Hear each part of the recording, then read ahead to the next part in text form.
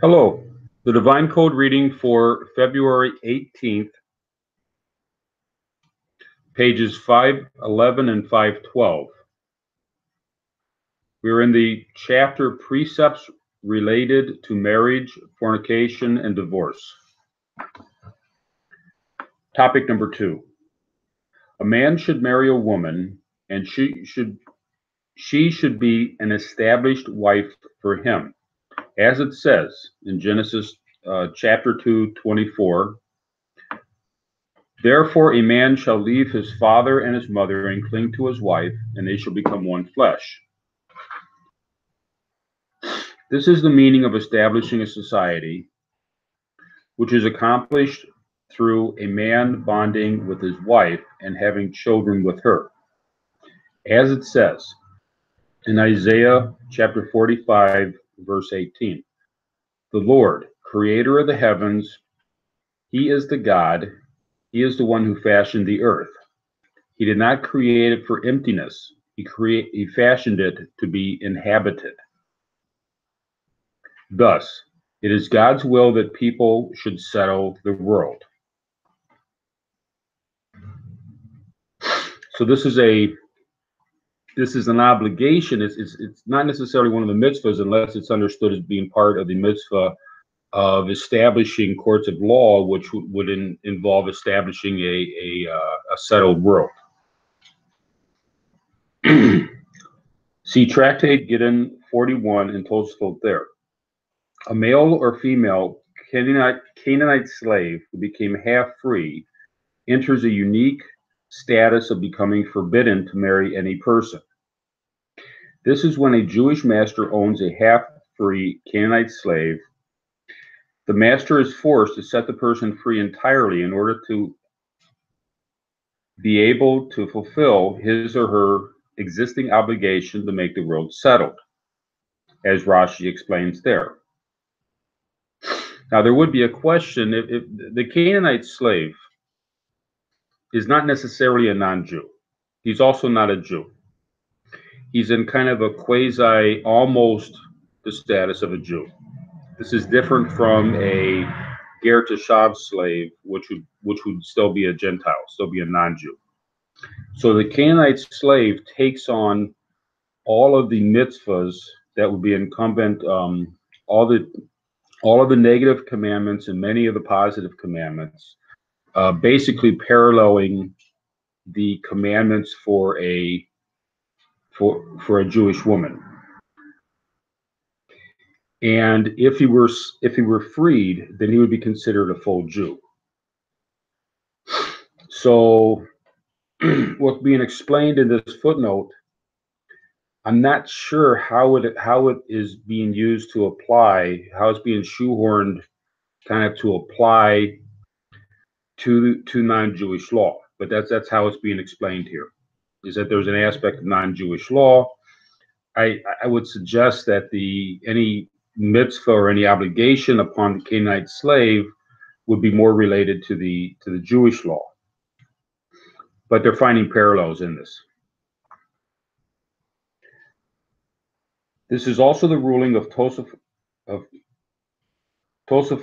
Baba Batra 13a. It appears from these opinions that the same applies to all Gentiles and that they are obligated in the cited verse. He did not create it, the world, for emptiness. He fashioned it to be inhabited. Although neither Gentiles nor Canaanite slaves have an obligation to be fruitful and multiply. And as far as the Canaanite slave goes, that's the Jewish woman does not have the mitzvah to be fruitful and multiply. That's on the Jewish man, is the mitzvah.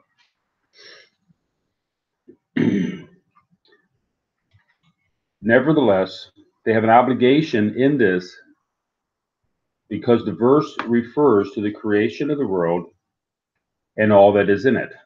See Likutei Sikot, volume 5, page 159, footnote 63. So because of the verse in Isaiah, this would apply to the entire world. There's a underlying principle that exists in the world, is that it is to be settled.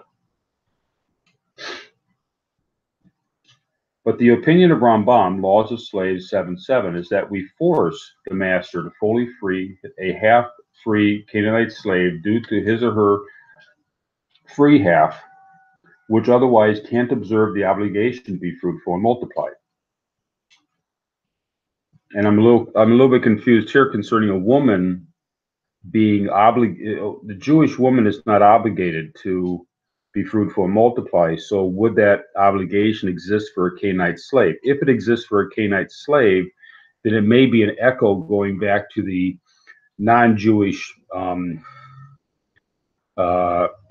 heritage of the Canaanite slave, even though they are now, at this stage, they are no longer non-Jews.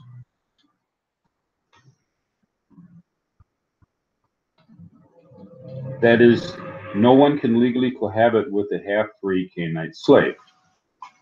So there's a difficulty with it. The half-free Canaanite slave cannot have a proper marriage because of their status of being half-free. Are they being married as free people? Are they being married as slaves? And therefore, they cannot be married. Therefore, if a person is in that status, they would have to be freed completely in order to be married. Is what's being argued here. This is also clear from Maggid Mishnah, Hilkot Issurabiyah 12:16. In his explanation of Rambam's opinion. In other words, they hold that there is no universal commandment to make the world settled. And where this clause is mentioned, they understand it referring to the Jewish commandment that Jewish men must be fruitful and multiply. The question of the degree of obligation centers on whether or not there is an extra commandment to make the world settled, beyond the Torah's Jewish commandment to be fruitful and multiply. According to Tosafot, there is a separate commandment to make the world settled. According to Rambam, by contrast, the statement by the prophet does not constitute a divine commandment to make the world settled, but is rather addressed to the Jews as a strengthening of the Jewish commandment to be fruitful and multiply, and is not a separate commandment. It is possible that they only debate regarding the obligation of a Jewish woman and its Canaanite slave who are obligated in the prohibited Jewish commandments of the Torah, but all opinions agree that Gentiles at least have a logical obligation to make the world settled, but it does not have the force of an explicit divine commandment. So, in the end, the Jewish woman and also the Canaanite slave does not have the commandment to make the world settled. It could be argued that the male Canaanite slave who's half free is connected to the Jewish commandment of being fruitful and multiply, and therefore he has to be released in order to fulfill that commandment. That could be argued, but the question that would not necessarily relate to the non-Jewish people, and there's rather an intellectually obligatory. It's intellectually obligatory that we want to live in a settled world. God created the world to be settled, and we should want to live in a settled world. And therefore, we would, going back to the topic number 2, that would be the logical reason to be married, is to build a settled world.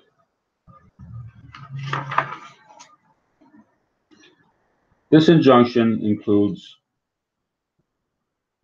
2 separate details: marrying a wife and living with her in an established manner, and B, to have children with her. Therefore, even if a Jewish male is unable to have children and fulfill the injunction to make the world settled in this way, And this is how the sages referred in brief to the verse in Isaiah 45:18 quoted above. The phrase is cited several times in our text, so it is emphasized that each instance it refers to this verse in Isaiah. And see Noda the Yehuda Eben Haezer, chapter 6, which explains, based on Ramban, that a man who is not able to father children is not obligated in this aspect of making the world settled.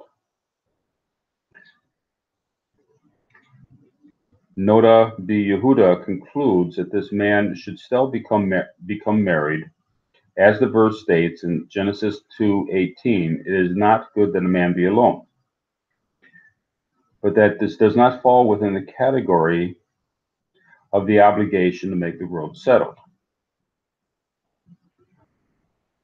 As explained in footnotes, in the earlier footnotes, this is only in regard to a complete obligation one has to trouble himself for. But as a logical obligation, even in this case, a person is morally obligated. So there's two different aspects to this. The one aspect is to be married. The other aspect is to have children. These are two separate aspects.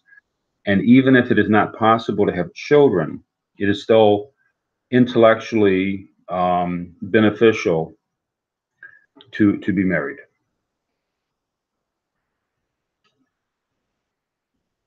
He should still marry and live in an established manner with a Gentile wife, since there is also a manner of settling. This is also a manner of settling of the world, as it states in Genesis 2:18. The Lord said, "It is not good for man to be alone. I will make him a helper corresponding to him." So it's the aspect of a husband and wife working together to act as a whole, and that has a settling effect on the world.